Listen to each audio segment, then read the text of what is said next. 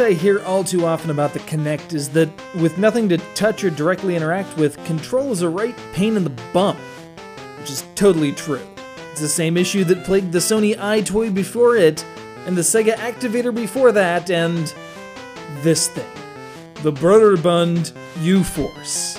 Yes, Broderbund, obviously wasting time and resources that could have given us wear on the periodic table as Carmen Sandiego, produced this thing that revolutionized gaming by taking the controller out of the player's hands and leaving them to flail inside a power field of despair. Honestly, you could get more responsive reaction by putting the controller cord in your mouth and trying to chew your way through a game. It's like trying to play through the fire and flames on a frickin' theremin. But for the sake of scientific evaluation, I tested the U-Force on 5 different games. Behold.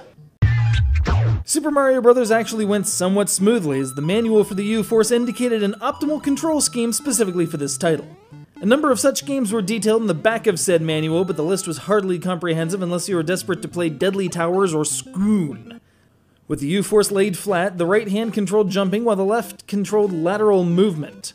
I actually succeeded in finishing level 1-1 by some miracle, thus proving the justice of our culture or something. 1-2 kicked my ass, though.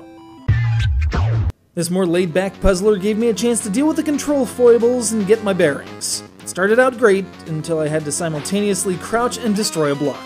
Apparently you're not allowed to do both of these things at the same time. It's against the rules.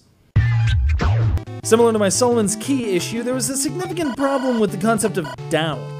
As this thing seems optimized for racing games and whatnot, where the only controls you need are left and right, such 4-directional movement is completely outside its capacity.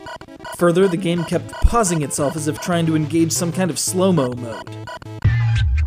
I was completely unable to turn to the left, and on Paperboy, that's kind of important. There was some awesome rapid fire of newspapers though, and I think I delivered one accurately.